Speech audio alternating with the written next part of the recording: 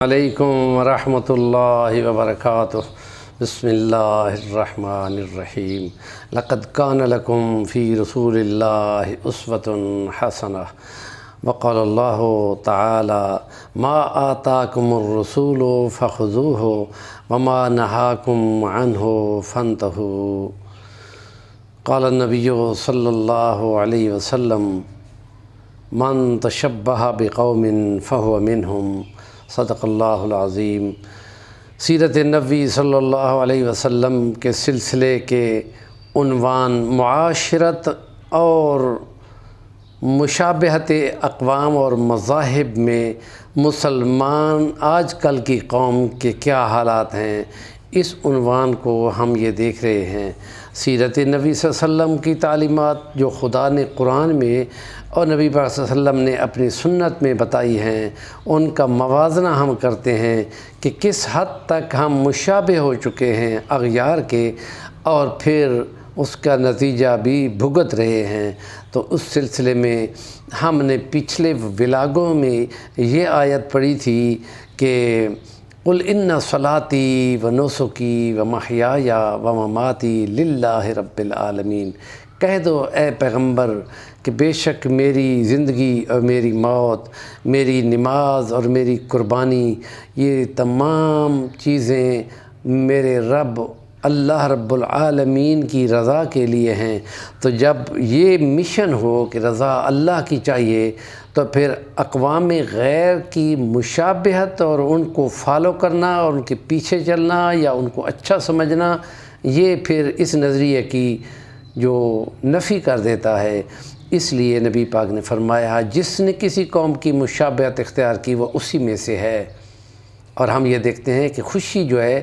میری زندگی اور میری موت، اور خوشی کے مرحلے میں شادی سب سے زیادہ اہم ہوتی ہے، اور اسی میں لوگ خوشی کا اظہار بہت زیادہ کرتے ہیں، اور اس میں کھانے بھی چلتے ہیں اور بے شمار کھانے کیے جاتے ہیں اور اسراف کیا جاتا ہے، اور پھر اس میں لوگ موسیقی کا اظہار کرتے ہیں۔ بہت ساری اقوام ہیں، قومیں ہیں جو اپنے اس خوشی کے تہوار میں ناچ اور گانے بہت زیادہ کرتے ہیں، اور ہندو اس میں سب سے آگے ہیں کہ وہ اس میں اپنی موسیقی کو دین کا حصہ سمجھ کر اختیار کرتے ہیں، اور مسلمانوں کے لیے موسیقی اس حساب سے بالکل منع ہے کہ نبی پاک صلی اللہ علیہ وسلم کا فرمان موجود ہیں کہ گانے سننے سے دل میں نفاق پیدا ہوتا ہے، اور نبی پاک صلی اللہ علیہ وسلم نے فرمایا تھا کہ مجھے طبلہ اور سارنگی کو توڑنے کے لیے بھیجا گیا ہو۔ تو جب ہم اہم خوشی کے مرحلے ہوں اور ان خوشی کے مرحلوں میں اسی گانے کو لے آئیں جس کے لیے حضور نے فرمایا کہ فرشتے بھاگ جاتے ہیں اور شیطان جو ہے وہ ناچتا ہے وہاں پہ، تو اس لیے ہمیں اس بات کو دیکھنا چاہیے کہ موسیقی تو وہاں ممنوع ہے۔ اور دوسرا یہ کہ جہیز کی یہ رسم جو ہے وہ ہندوانہ رسم ہے، اور اس میں بچی جو ہے، لڑکی جو ہے، دلہن جو ہے، وہ اپنے ماں باپ کی طرف سے اپنا حصہ لے کر بہت کچھ شو کرتی ہے، اور پاکستان کی حکومت نے 1973 کے دستور میں اس بات کی پابندی لگائی تھی کہ کوئی بھی اس کو شو نہیں کرے گا، اس لیے کہ اسلامی مملکت میں اس کی اجازت نہیں ہے۔ جو یہ کرے گا محکمہ مال کے لوگ اس کو زیور کو اور اس شو کو اور اس کام کو، تمام سامان کو اٹھا لیں گے۔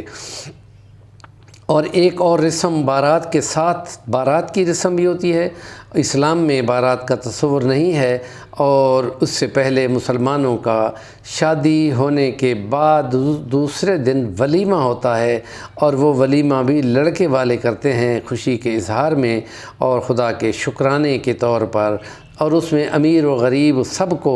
کھانے کی دعوت دی جاتی ہے۔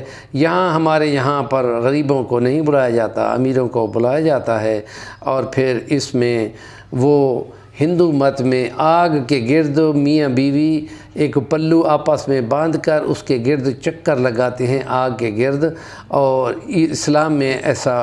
کوئی خاص تصور نہیں ہے، اور اس میں صرف وہ نکاح جو مسجد میں ہوتا ہے اسی موقع پہ وہاں پہ دعائیں کی جاتی ہیں۔ اور ہمیں یاد ہے کہ 1980 کی دہائی میں اندرا گاندھی کی جو بہو تھی سونیا گاندھی، جو کانگریس کی آج کل کی لیڈر ہیں، انہوں نے کہا تھا کہ پاکستان کے مسلمانوں نے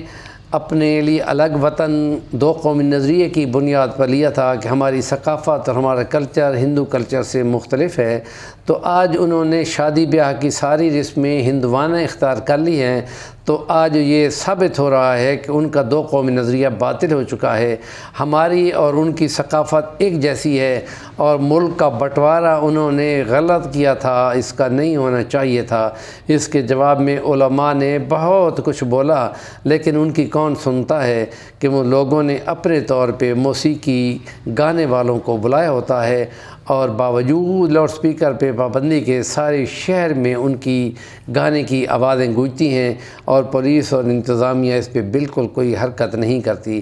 ہمارے چینل کا نام ہے صفی الوانی، ضرور سبسکرائب کریں، اور اس مشابہت کے عنوان پر کئی ٹاپکس ہم کرنے جا رہے ہیں، ان کو ضرور سنیں اور ان پہ کمنٹ کریں اور آگے فارورڈ بھی کریں۔ جزاکم اللہ و احسن الجزا۔